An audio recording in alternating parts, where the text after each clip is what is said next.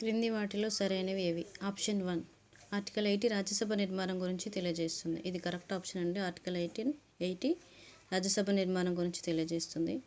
Option 2 article 80 of 1 of ఏ ప్రకారం రాజ్యసభలో గరిష్ట సభ్యుల సంఖ్య 250కి మించకూడదు. సో ఈ ఆప్షన్లో స్టేట్మెంట్ కరెక్ట్ అండి. రాజ్యసభ గరిష్ట సభ్యుల సంఖ్య వచ్చేసి 250కి మించకూడదు కరెక్టే. కానీ ఇది వచ్చేసి ఆర్టికల్ 80 ఆఫ్ 1 ఆఫ్ ఏ కాదు, ఇది ఆర్టికల్ 80 ఆఫ్ 1 అనేది కరెక్ట్ ఆన్సరు.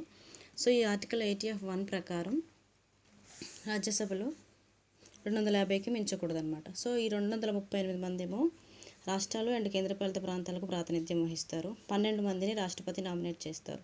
సో ఈ 12 మందిని మరి ఎవరిని నామినేట్ చేస్తారు అంటే, ఇది ఆర్టికల్ 80 ఆఫ్ 1 ఆఫ్ ఏ ప్రకారం సాహిత్యం, సంఘసేవ, కళలు, శాస్త్ర సాంకేతిక రంగాల్లో ప్రముఖులైన వారిని రాష్ట్రపతి 12 మందిని రాజ్యసభకు నామినేట్ చేస్తారు. ఇది ఆర్టికల్ 80 ఆఫ్ 1 ఆఫ్ ఏ అనమాట.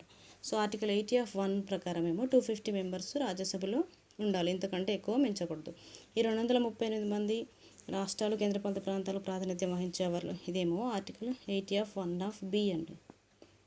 80 ఆఫ్ 1 ఆఫ్ బి ప్రకారము 238 మంది రాష్ట్రాలు, కేంద్రపాలిత ప్రాంతాల నుంచి ప్రాతినిధ్యం వహిస్తారు. ఓకే, ఆప్షన్ బి అనేది 2 అనేది కరెక్ట్ ఆప్షన్. ఆప్షన్ 3 ప్రస్తుత రాజ్యసభలో మొత్తం సభ్యులు 245 మంది, ఇది కూడా కరెక్ట్ ఆన్సర్ అండి. సారీ, ఇది ఆప్షన్ 2 రాంగ్ అండి, ఎందుకంటే ఇది ఆర్టికల్ తప్పు ఉంది కాబట్టి.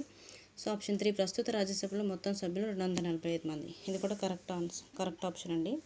అయితే 225 మంది ఏమో రాష్ట్రాల నుంచి ప్రాతినిధ్యం వహిస్తారు, 8 మంది కేంద్రపాలిత ప్రాంతాల నుంచి ప్రాతినిధ్యం వహిస్తారు, 12 మందిని రాష్ట్రపతి నామినేట్ చేస్తారన్నమాట. సో టోటల్ వచ్చేసి 245 మెంబర్స్ ఇప్పుడు మన ప్రస్తుత రాజ్యసభలో సభ్యులు ఉన్నారనమాట.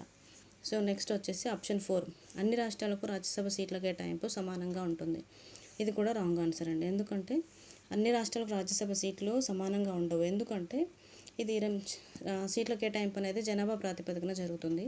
సో కొన్ని రాష్ట్రాల్లో ఎక్కువ జనాభా ఉంటుంది, కొన్ని రాష్ట్రాల్లో తక్కువ జనాభా ఉంటుంది. కాబట్టి ఎక్కువ జనాభా ఉన్న రాష్ట్రాలకు ఎక్కువ సీట్లు వచ్చే అవకాశం ఉంటుంది, తక్కువ జనాభా ఉన్న రాష్ట్రాలకు తక్కువ సీట్లు వచ్చే అవకాశం ఉంటుంది. కాబట్టి ఇది అన్ని రాష్ట్రాలకు సమానంగా ఉండదు.